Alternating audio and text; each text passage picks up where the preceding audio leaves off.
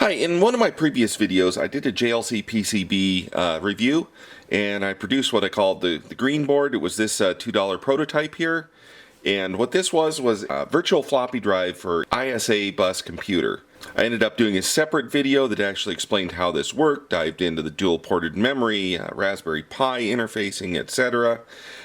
This was very successful. This was picked up on Hackaday.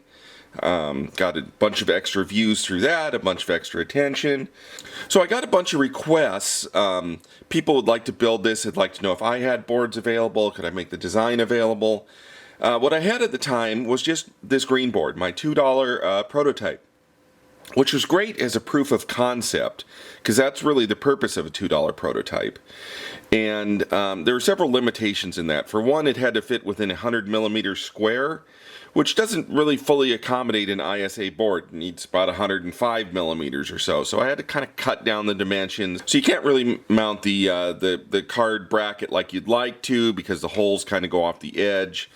So I kind of jammed on a DB9 so you could mount, some form of bracket on the end. It's hot air solder leveled instead of gold plated, so there's some durability issues on the edge card connector.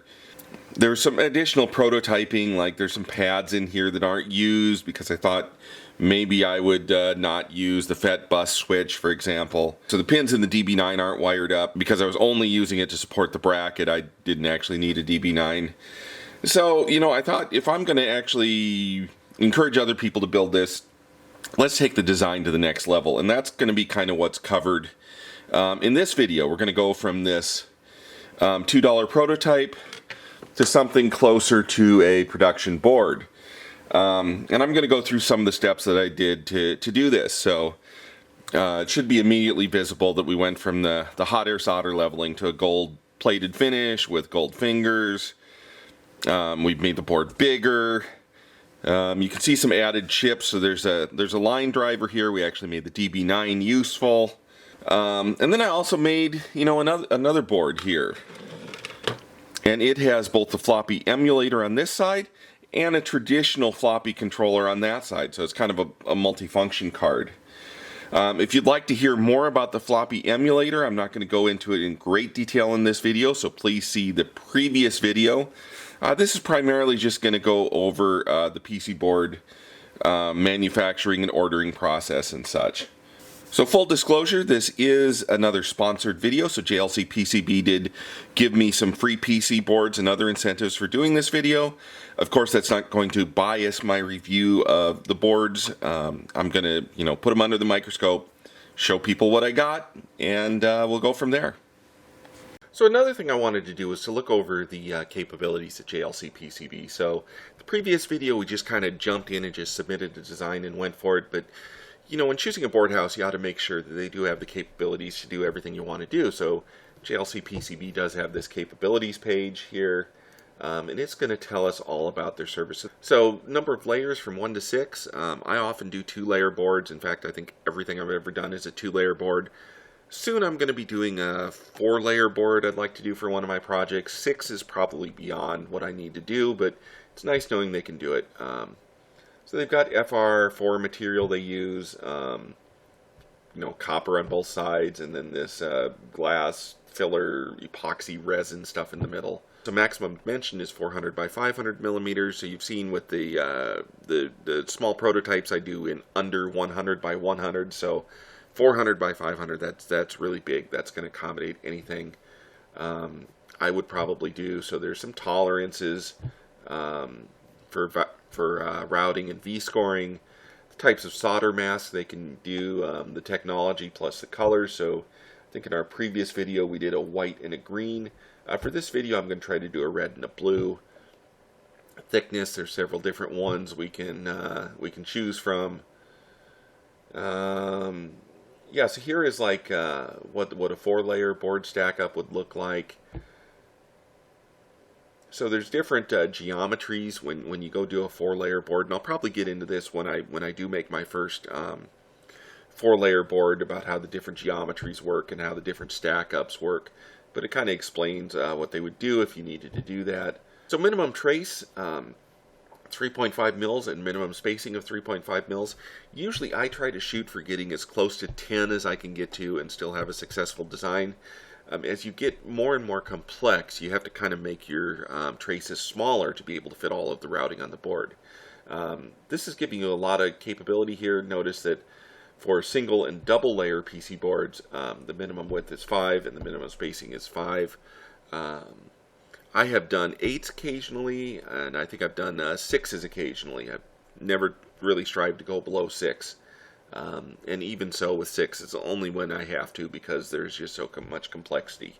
It's nice to know we could get down as low as 5, or if we did a multi-layer, we could get it down as low as 3.5, which seems tiny to me. So we've got minimum via hole size, minimum via diameters, distance between via and trace, drill holes, the minimum and maximum drill hole sizes, that's good to know, and the tolerance on your holes, the angular ring that must be around a hole. Then we've got character width on the silk screen, traces to outline. What is that? That is distance between a trace and a board outline of 0.2 millimeters. So keep that in mind. Don't put your traces too close to the edge. Panelization. I've never done panelization, but maybe that's something we should look into in the future. This again is more panelization stuff. Copper hatching. Drying. Yeah, this is all stuff I don't really concern myself. Okay, so let's start modifying this board to be more production-like. First I'm going to rip up everything that's there. Let's also get rid of these polygons. First thing to do is let's adjust the size of the board. So I know from my previous, I have like written down on a piece of paper the previous board dimensions and where the holes and such go. So I know that I need to take this edge over here. Instead of 3.973, we want to go to 4.1. Also down here we go to 4.1. We made it a little bit wider. Then we want to add 2 holes. I actually use ground pads for those, so let me open up the schematic. Library use.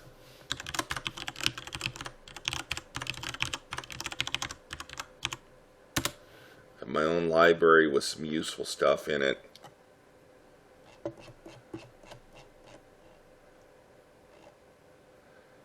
There's scott.lbr.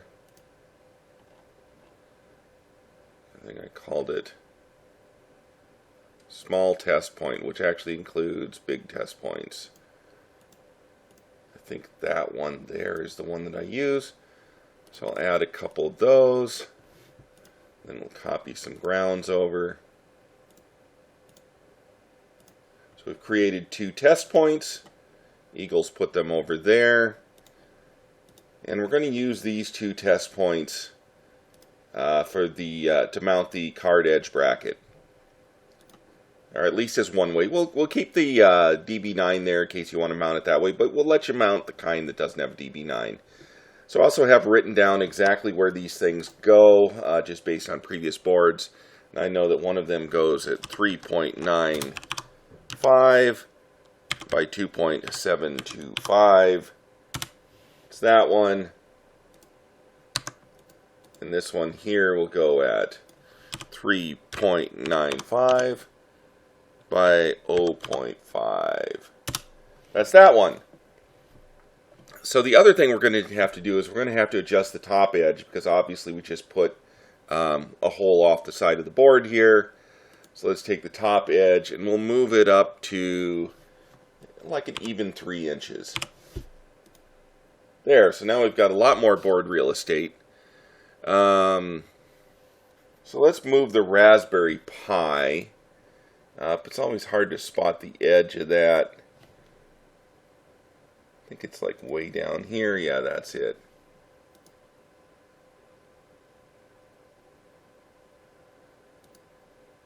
So there, now we've got it. Of quite a bit higher. Next thing I want to do is I put this footprint in here because I was thinking I would possibly not use the FET bus switch and use resistors instead. Decided not to go with that, so let's just get rid of it. Schematic over here, resistor footprints. Let's look back at our board.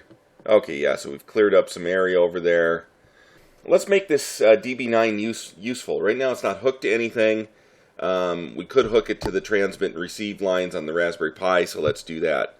I do happen to have a schematic saved over from previous experience here of a Max 232 with transmit, receive, decoupling capacitor, DB9, everything we need. So let's just copy that. Got it copied into the copy buffer. And we'll just put it over here. Taking a look at our board. I want to put this DB9 exactly where the old DB9 was. So let's just drop it there. And then we will get rid of that old DB9. And now we've got to put this Max 232 someplace. Let's try to... Oops, let's see if we can move this capacitor out of the way.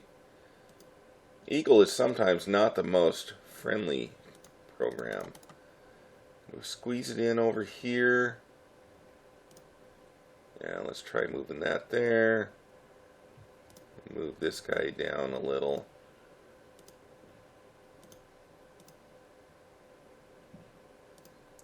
And we've got all these capacitors that go with it. You just kind of try to figure out where they fit closest to.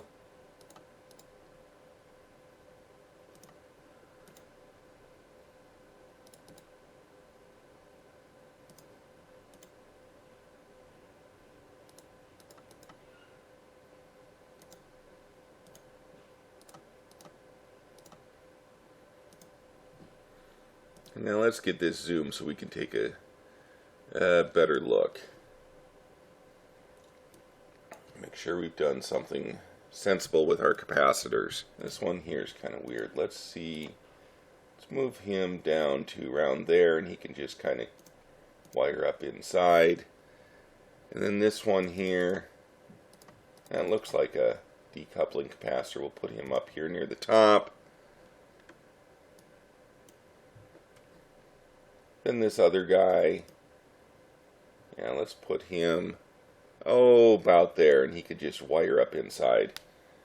I like to, for my 0.1 microfarad capacitors, I just get rid of all these markings because they're all redundant. Anyone can stuff a 0.1 microfarad and know what it is. So smash them, get rid of the markings.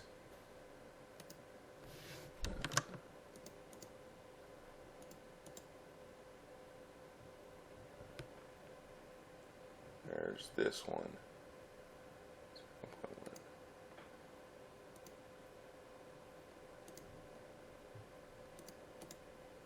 There, now everything's a lot cleaner around that Max 232.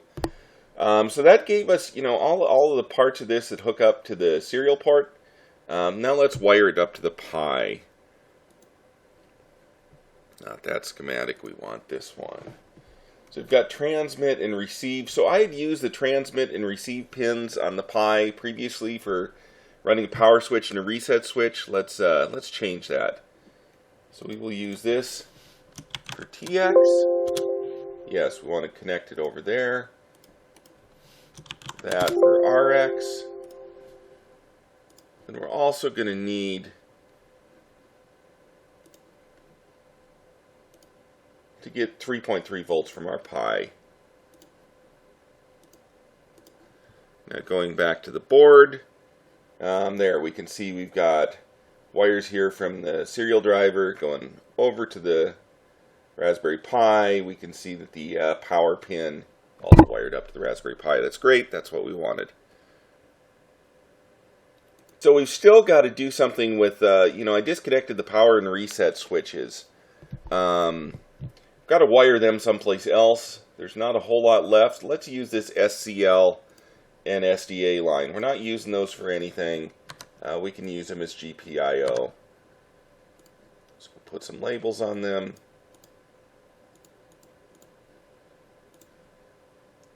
Call this one SCL. This one SDA.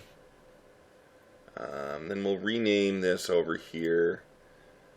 The power switch, we'll wire it up to SCL. And then the reset switch, we'll wire it up to SDA.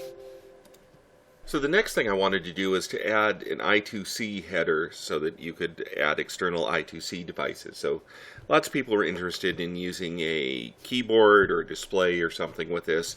So it makes sense to have like an I2C option header. So I happen to have a chunk of schematic handy for that. This is a header that I use in some of my other projects. I think it came from my NixieTube calculator project. So I'll just copy that. And we'll go back into the schematic.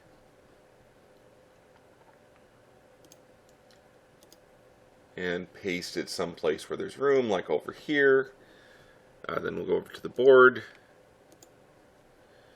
As usual, Eagle stuck it way down there. And we'll move it up here. So I don't like it being that close to the Raspberry Pi, so let's grab the Raspberry Pi and we'll nudge it over just one spot. And that Raspberry Pi just feels, I don't think I like it being that close to the top, so I think I'm going to drag it back down one notch. There, that kind of runs into the silk screen down here in the header, but we moved it away from the board edge just a little bit. It gives me a little bit more peace of mind on that. So another thing that's handy is if you're going to put a header on, it's good to describe what the pins are. So 5 volt. Let's put this on T place. Let's make it a little bit smaller. 3, 2. You can't really turn off this Eagle pin 1 thing, so I have to kind of put the 5 volt down below the 1. Then the next one was ground. Then we've got SCL, SDA, and 3.3 volts. Now it helps to kind of move these over so they're centered a little bit better.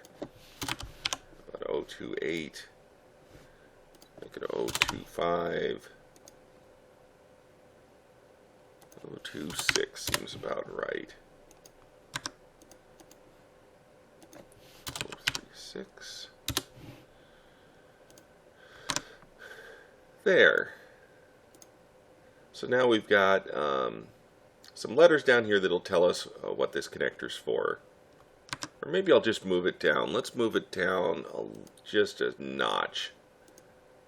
We'll move this 5 volt down as well. Now we've got the SV2 is visible on the board. That looks good to me. Another thing to do, so just looking at some of the other cards I have, none of them have stop mask anywhere near the gold fingers. Various other industry websites will tell you not to do it. So I think for us as well, we will not do it. So we're going to turn T-stop and B-stop layers on so that we can see those. And you can see there is stop mask automatically on the pads, but there's no stop mask between the pads. So we will just draw a polygon on T. Just draw a polygon on T-stop. Go all the way down there. The polygon can be bigger than the actual edge card connector. That's fine. So there, we've masked that whole area off with, so there'll be no stop mask. And we'll do the same with B-stop.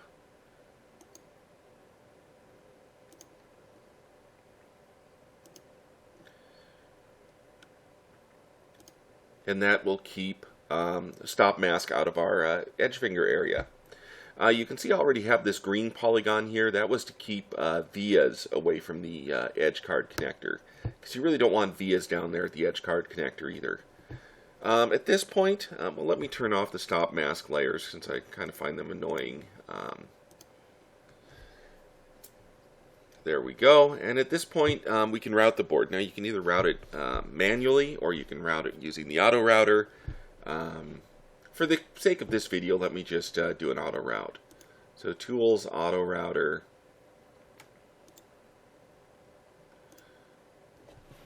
It's going to take Eagle a while to churn through these routes.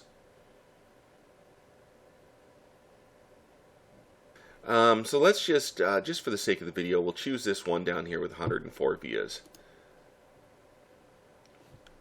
Okay, we picked that one. Next thing you want is some good ground planes. So I've turned on my polygon tool again. We'll do bottom. And again, this doesn't actually have to be on the board. Draw your polygon. You can draw it off to the side a little bit. There is a ground polygon. We'll hit the rename.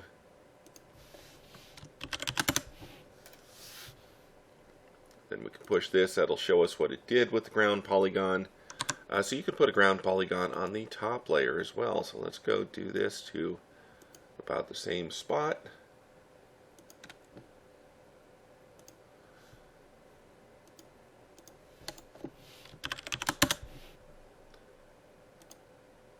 There we go. So we've got, you know, nice big fat grounds all over the place on this board now.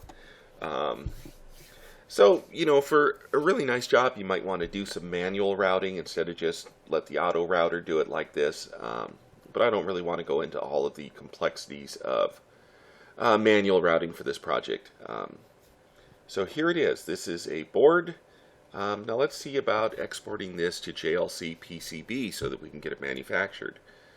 So we'll go into CAM processor. It pops up a window, and we will open job. We'll do the Gerber 274X, and then we can look on here. We can see, as I've done in the previous video, you know, the component side is going to do top pads and vias. The solder side is going to do bottom pads and vias. Silk screen is going to do dimension, T place, and T names. That's the top silk screen. Solder mask is going to do T stop, and bottom solder mask is going to do B stop. I'm not doing a bottom silk screen, but you could if you wanted to add another setting for bottom silk screen. Let's hit process job. Wants to save it, sure. And then we also need to do the drill file. So open job Exelon, and then for our drill job, we will see that it has already checked holes and drills, which is what we want. So let's process that job. So we can close out this window. Now I've got a couple of Explorer windows set up.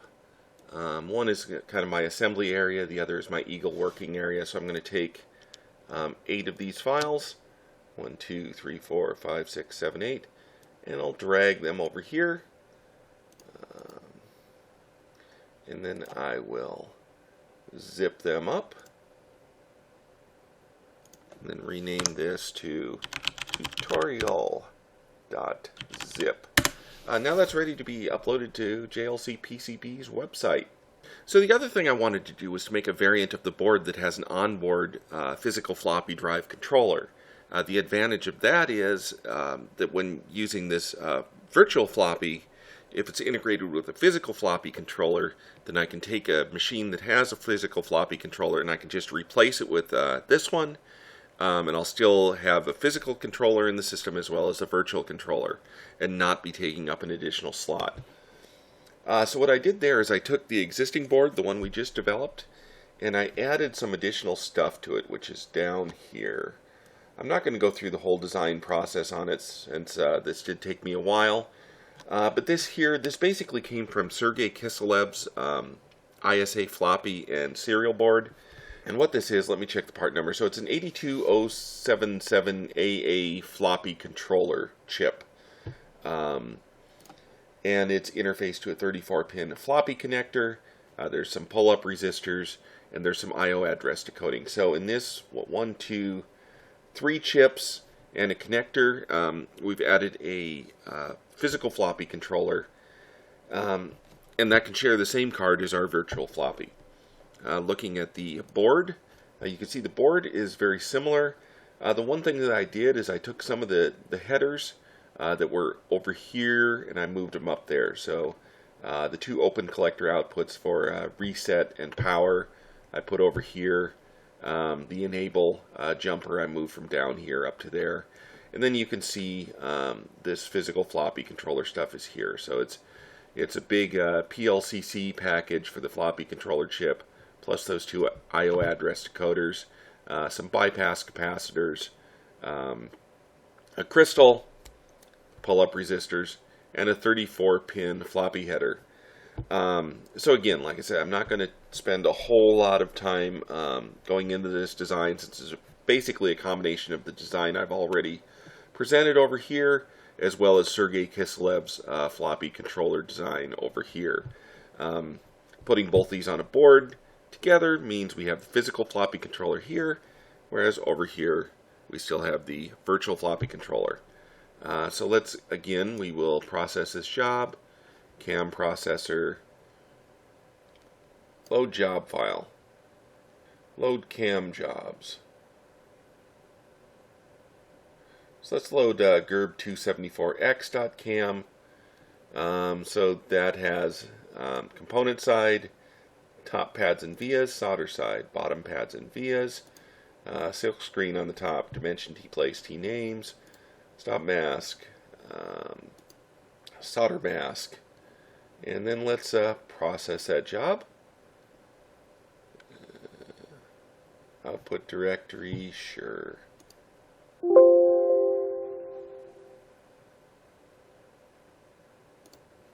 And then we will open load cam jobs. There's Exelon. And then let's look at that job. So drill data using drills and holes, same as before. Process job. Let's do that again. Process successfully. We open up those two windows. So here's the one we had before, kind of my assembly area, my Eagle working area. We should have 8 files again. 1, 2, 3, 4, 5, 6, 7, 8. We'll copy those over here. And we will zip them up.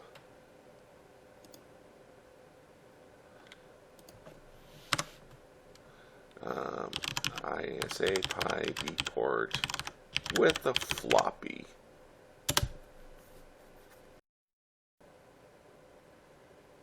Okay, now it's time to upload our board files to JLCPCB. So I've logged into the website. I'm going to hit the Quote Now button, add Gerber files. Tutorial.zip, that was the first one we did. Take it a little while to upload and process.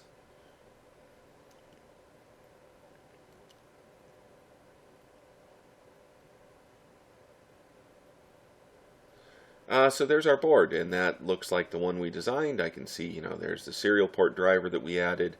There's the new I2C that we added. If we want to, we can go into Gerber Viewer. It's always a good idea to view the Gerbers that are uploaded, make sure they look like what you thought they did.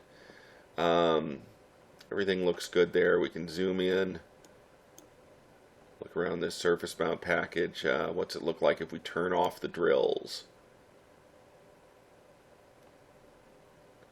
Yeah, so there's our board with no drill holes. Let's turn the drills back on. Let's look at just the solder mask. So we'll turn off the silk screen, the copper. We'll leave the outline on, turn off the drill. So there you can see the solder mask. So everywhere that is green has solder mask. Everywhere that's this kind of, I don't know, brownish, orangish, yellowish color is no solder mask. So this is just like we wanted. You know, there's no solder mask on any of the pads. Same thing for the surface mount pads. And there's no solder mask for the entire edge card connector, just like we wanted it to be. We can look over here at the bottom. Bottom looks good. enough with the Gerber viewer. So yeah, this came out with a $14.64 board, but that's in hot air solder leveling. We want to do it in gold. So we'll select ENIG, which is electroless nickel immersion gold. That has bumped our cost up to $34.25. Then I'm also going to do it in blue. Blue is going to look cool, so that added another $7.25, up to $43.25. So looking here, yeah, there's our dimensions, 74 by 104, quantity 10, the board thickness is what we wanted it to be. We've got blue, we've got ENIG, standard copper weight. Now it did, I'm not sure if it auto-detected this. If it did, that's really cool, but it does have gold finger selected. So we'll get the gold finger treatment on our edge card connector. Standard material, no panelization, no different designs. So what we would do is we would hit Save to Cart. I'm not actually logged in. I don't like doing these videos with my actual login visible, so you'd hit Save and it'd go into a shopping cart. So that would be our first board. Now let's do the second board. Add our Gerber file. That was this one here. It's processing.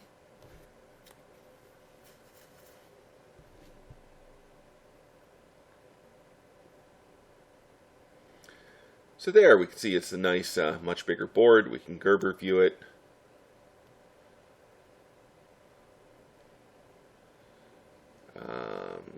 See drill holes everywhere we expect drill holes to be. I'm going to look at the solder mask again, turning off the silk screen and the copper. And we can see, yeah, again, the solder mask is just as I wanted it. So no solder mask on the edge card connector, no solder mask on the surface mount, no solder mask around all of the pads for the various through-hole packages. Bottom layer. Well, let's look at the solder mask again. Turning off the silk screen, turning off the copper. There we can see the solder mask is again what we wanted it to be. So the Gerber viewer looks good to me. Going down here we can see our dimensions 74 by 158, so there's a significantly larger board than before. That's bumped our base cost up to $17.57. I think the last one was base cost of $14 something, so it's only like $3 more, and we got, look at all that additional board area we got for just like $3. But let's jazz it up a little bit. So we do want this one also in gold. Doing that is going to add a bunch of extra cost, gold finish, $18 charge there. So we're now up to $38. And we will do this board in red solder mask. So now we're up to $47 total. Let's see if we've got everything checked. We've got our layers, our dimensions, 10 quantity, PCB thickness standard, a PCB color red. We've got ENIG, 1 ounce. Again, we've got the gold finger selected. Standard material, no panelization, no different designs. So yeah, we can save this to our cart. I think the last board was 43 or so. So even with all of the gold finish and the fancy solder mask and everything, all this additional board area on this board only costs like $4. Good deal. So again, I would normally hit save to cart. If I was logged in, that'd go into my cart. I'm not going to show the actual login process. So once you've got it in your cart, you'd check out, you'd select a shipping option. I think the shipping for me using DHL, which is like a 2 to 3 day shipping from China, which is, you know, that's just seems fantastic to me to be able to get something that quick from China. It's like $20. So this whole order together, 43 plus 47, let's say 80, that's 90, plus another $20. So it's about $110. So my package from JLCPCB has arrived. It was ordered the night of a Monday, and it arrived, I think, about noon on a Thursday. of the following week. So about 11 days or so. You know, some of those are weekend days. You know, one of them was at night, so we probably lost a business day. So a little over a week. Let's open it up. See what's in here. There's a box. Just like last time, JLCPCB box. And inside are two circuit boards.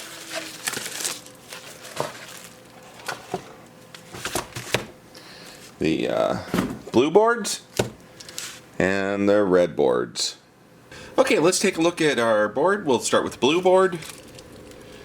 Just open up the shrink wrap.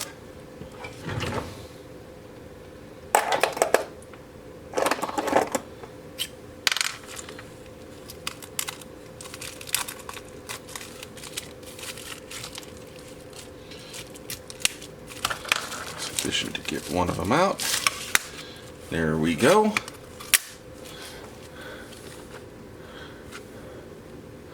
Let's see. There, that's a little better. There we go. Here is the first board. It's the blue board. By comparison, I have the green board, which was my $2 prototype from the previous JLCPCB video that I did. So you can see I've made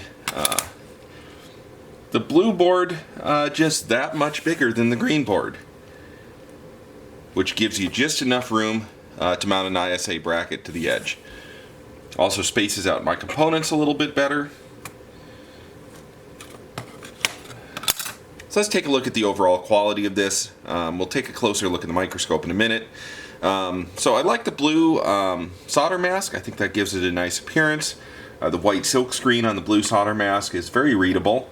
This of course is an Enig board, so it has the gold finish. They did actually bevel the edge connector, front and back. I don't know that you can really see it on the camera, but there is just the slightest bevel on that edge card connector, and that will enable it to go into the slot a little bit nicer than had it not been beveled. Okay, so I put the two boards side by side under the microscope. The one on the top of the picture is my original $2 prototype, the hot air solder leveled board. You can see it's got kind of the silver color to it. So the other one is the Enig board, electroless nickel immersion gold, that we just had manufactured. It's got the gold fingers on the connector, so we can kind of see a little bit of difference in the connectors. You can also, on the gold one, you can kind of see that bevel edge a little bit, just at the very end. So here we can see the silk screen, the solder mask. It's all looking pretty good. We get over here to, here's that surface mount package. So surface mount is always a good thing to look at, since there's some precision there. Looks good to me. We'll put it up under even tighter magnification in a moment and see if we can look at how tight the solder mask is. See the silk screen, easily readable. All the pads look good, all the traces look pretty clean.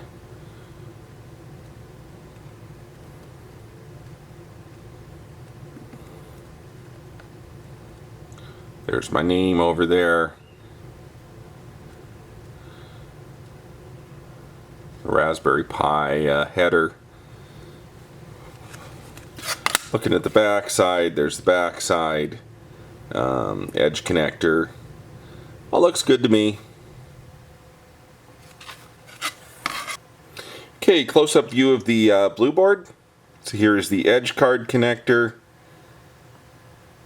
This is maximum magnification on my microscope. Just panning around through the board. You can see the solder mask alignment looks pretty darn good. Let's see if we can get around where that surface mount package was.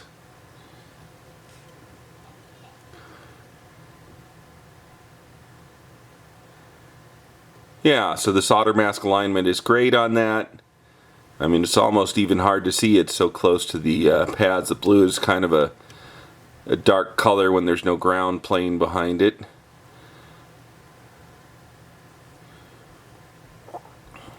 Here's another picture of one of the pads.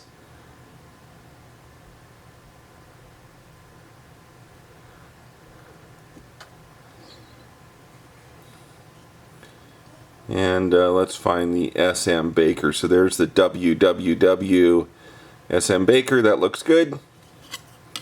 Back side of the board looks good to me. So nice alignment on the solder mask. Really like the blue color because you can very well see the traces through it. Exactly as it should be. Down here's the edge card connector. Looks good. Let's take a look at our red board. So it's easy to get out of here.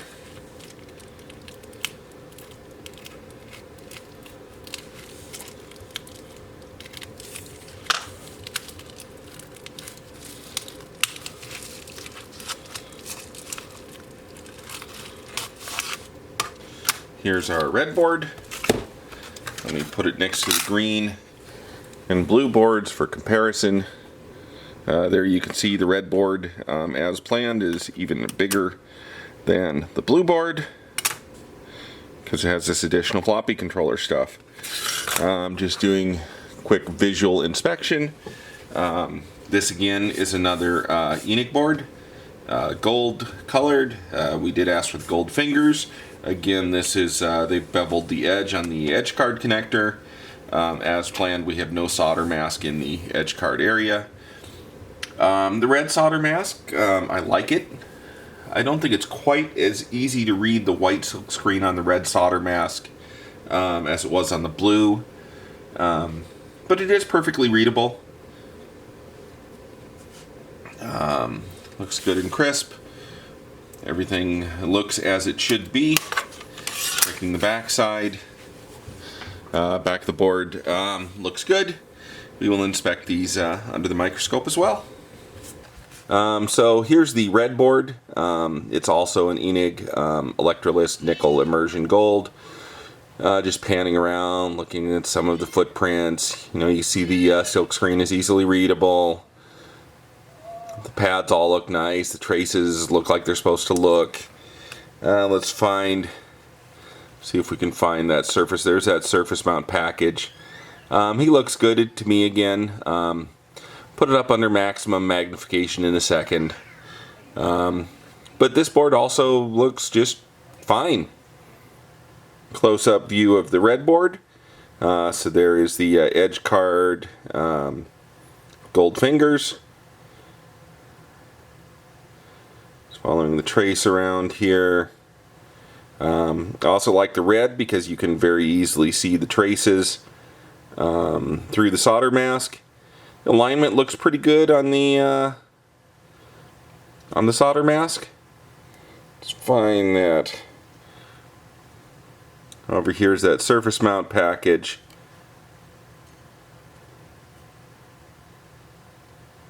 There, and you can kind of see the alignment around there. That's pretty good. That's good and usable.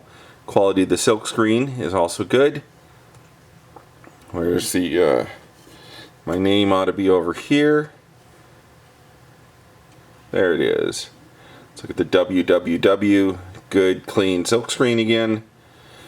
Checking the back side. Gold fingers on the back side. Solder mask alignment. Kind of hard to see, but it looks like it's pretty good. Yeah, it looks like it's aligned very good. Yeah, again, I'm happy with the appearance and the construction quality of the red board. All the traces on here are looking good to me.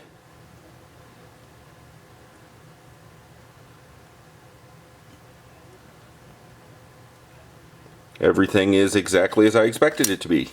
Very pleased with this set of boards again. Okay, so it's time to start building up the blue board. I always try to build things in order from the shortest components to the taller components. So usually that means putting in surface mount packages first, then IC sockets, then things like capacitors, and finally the bigger headers and such. So we're going to start with our single surface mount component, which is this one here, which is this FET bus switch. I'm actually going to use my hot air iron to do this. This thing here, I tend to use hot air for most of my surface mount work. So if you don't have a hot air iron, there are techniques you can use, such as drag soldering, where you will put the chip down and you'll just kind of drag some solder across it with your through-hole iron. Then you can clean it up with some desoldering wick. But if you do have the hot air, use the hot air. This is a fairly big surface mount package. It'll be easier for us to put on. Okay, so I've used the hot air iron to solder the surface mount package on. Certainly on there, it's not going to fall off. At this point, what I usually do is I get up my old toothbrush and some rubbing alcohol, and I scrub the heck out of it just to make sure there's no leftover resin or leftover solder paste, unmelted crud, anything like that sitting around. Then I'll put it back under my microscope, take a good close look at it. If you got good enough eyes, you probably don't even need a microscope. You can probably do a visual inspection of a surface mount package that is as big as this one. Okay, so I've cleaned up the surface mount package with some alcohol and an old toothbrush. Make sure that is in fact an old toothbrush, not the toothbrush you intend to brush your teeth with tomorrow morning. Solder paste is of course toxic. Now it's time to do all of the IC sockets. I usually try to do all of them at the same time. We'll start with the 48 pin. Now 48 pin IC socket's pretty hard to find. 224 pins will work out just fine. Make sure when you're putting your IC sockets in that you match them to the legend on the silk screen. There'll be a little indentation at each end where pin 1 is. So there's all of our sockets. Now the next thing to do is we need to flip this thing over so we can solder it. And for flipping things over, I'll use anything that's kind of hard, like a spare circuit board works great. If you don't have a spare circuit board, then just a piece of cardboard would probably work. But what I do is I just throw something on there, grab it, flip it over, I can pull the something out, then all of my sockets are still there, and I can just go to town with my soldering now. So I'm going to go take it, put it under the microscope, and solder up all these sockets. Okay, so I have mounted all of the IC sockets, flipping over, see everything back here soldered. Next up, I think what I would normally do is put in the dip switch. I don't really care which way the pin numbers on the dip switch read, but I always like to have on at the top. So I've oriented it so on is at the top, puts pin 1 over at that side, pin 8 over at this side. If you wanted to, you could socket your dip switch. The dip switches I've been buying on eBay are so incredibly cheap that I don't think it even makes sense to socket them. And they're held in a little bit better if they're soldered in. If they're socketed, you can kind of flop them out sometimes when you're pushing on them. So I'll put that in. As usual, I'll use some kind of piece of cheater material to flip it over.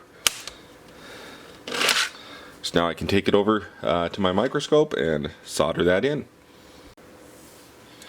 Okay, so the dip switch is soldered in. Next up, let's add the resistor.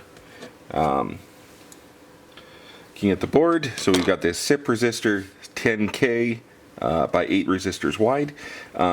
This part does need to be put in the right direction. There is a pin 1 marked. It's marked right there. So make sure the dot on the SIP resistor lines up with the pin 1. And then flip it over. The other little trick you can use when flipping these boards is just to push your finger against the back of the pins. Then it won't fall out, and you can flip it over and solder it. Next up, let's put in any right angle headers that we want. So one is going to go up here. One here. One here. and one over here. So flip it over, then take it over to the iron and solder it.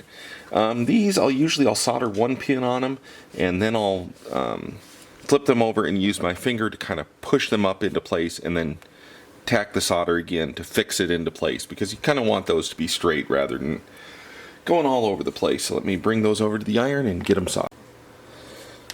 So next up, let's mount any vertical headers. So we have this double row vertical header for the Raspberry Pi, and then this single header over here. I haven't populated this one. Please don't populate that one. It's for a different type of dual port RAM than we used. I'm going to put, like usual, something over there to hold the pins. Very carefully flip it over, and we're ready to solder. Next up, let's do all of the 0.1 microfarad capacitors. Most of these are bypass capacitors, and you'll find them by each chip. There's also a couple that are capacitors for the RS-232 level converter. So with each of these, what I typically do is I'll bend the pins on the back. Keeps them from falling out. So we've got the two bypasses there. Got another bypass here.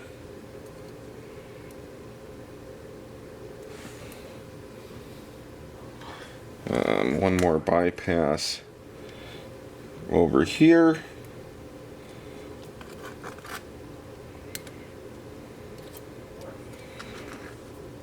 And then a total of these 4 capacitors over here that go with the RS-232 converter.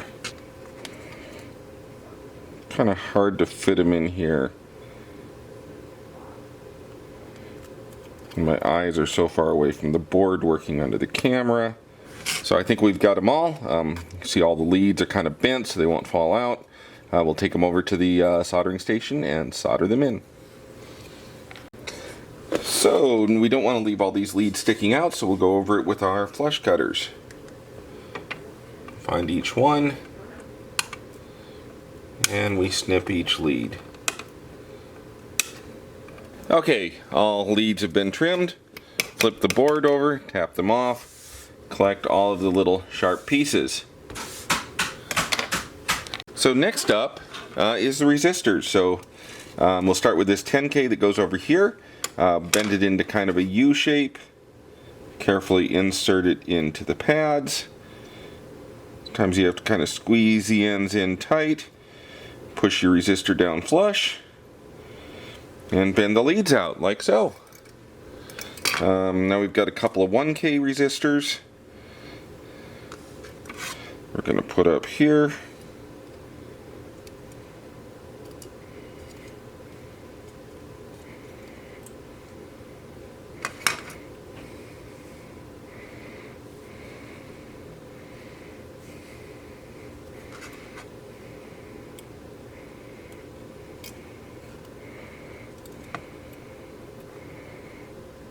So we've got 2 1Ks up here and 1 10K down there.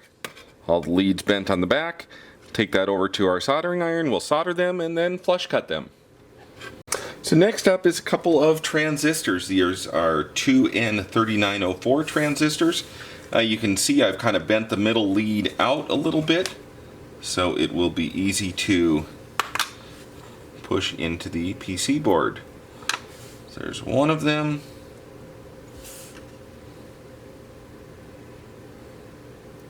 And the other. You kind of want to snug them up good, and then you take and you bend all the leads out a little bit so they won't fall out.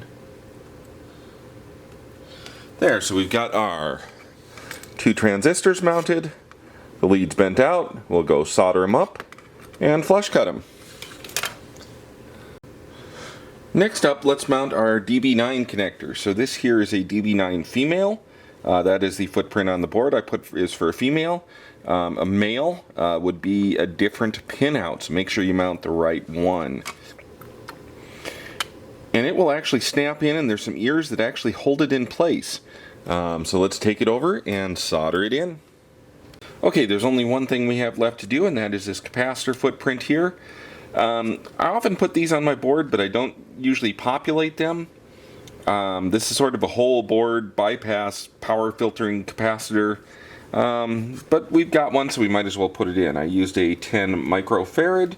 You could use an electrolytic. I happen to have a monolithic ceramic, and there I've mounted it in. I've bent the leads. We'll go solder them and we'll clip them. Okay, all the soldering is complete. You've noticed I left a few components out. I left this jumper out because I said we don't want that for the type of dual ported RAM we're using. We don't want to populate that. And I left this big header out because that's something I often just include for debugging. Now we have some ICs to mount. We have dual ported memory chip. Let's see if we can get that into the socket. There we go. Then we've got a couple of these little logic ICs. Often it's handy to have a tool. This tool here, you can buy it at Jameco Electronics. You can use to straighten the pins on your ICs because they always come a little bit bent out. So you just put it in there and then you kind of just squeeze it several times. And you'll find your pins are now straighter than they were. Not necessarily perfect, but certainly better. So there's our 74 HCT 688. And over here, we will put our Max 3232 serial driver. So we've got everything mounted. Now it's time to set the jumpers and such. So we want to install a jumper up here. That one supplies power to our Raspberry Pi from the ISA bus. And then we want to install a jumper over here. This one enables the chip select to the ISA bus to the dual ported memory. Put that jumper so you could, in theory, put a toggle switch out there if you want to be able to turn this thing off. We need to set our dip switches. So using my other one that I assembled before as reference, we went up, up, up, and the remainder are down. So this jumpers it to E000 segment. So that was the first 3 switches up, the remaining 5 switches down. Next, we want to take and mount a Raspberry Pi 0W on it. So I should mention that I've already soldered a female header onto this Pi 0W. So it's ready to plug in. Most Pi 0Ws come without the header. So I've soldered it in and I've plugged it in. So the Raspberry Pi 0W is now mounted to the board. This board is now ready to go into our case and to be tried out. Okay, so I finished assembling the red board. I didn't film each individual step because it's very redundant with the blue board. Here are the 2 boards in comparison. So you can see the main differences are that we moved these headers from here to over to here. Moved the associated transistors and resistors. The enable jumper moved from here to over here right next to the floppy connector. Closer look at the red board. So you can see the new components over here for the floppy controller. We have the floppy controller chip. That was a PLCC socket. It is through hole. So it's not super difficult to solder. It's just, you know, a lot of pins, but relatively easy to solder. 34 pin header goes up here. You can use either a straight header or a right angle. Using a shrouded right angle, it does come really close to this jumper here. So I had to kind of, instead of putting a right angle jumper like I originally wanted, I put a straight jumper and kind of slammed it in next to the shrouded header. 2 address decoder chips there, 24 megahertz crystal, a couple of 22 picofarad capacitors next to the crystal, and that's it for the red board. So in conclusion, these 2 boards worked out very well for me. No issue soldering them up. No issue with the design. The design worked out. I've tried these out in my Micro 8088 build, and it's working fine. Both the virtual floppy capability and in this one, the physical floppy controller. If you would like to know more about the virtual floppy, like I've said before, I have a whole separate video about that, which I will link in on the page for this video. So finally, I'd like to thank JLCPCB for providing me with these circuit boards. This worked out great. I'm very happy with the quality of the final boards that I got. Thank you for watching my video. Please visit my website at www.smbaker.com for more electronics projects and sandrail stuff. Bye.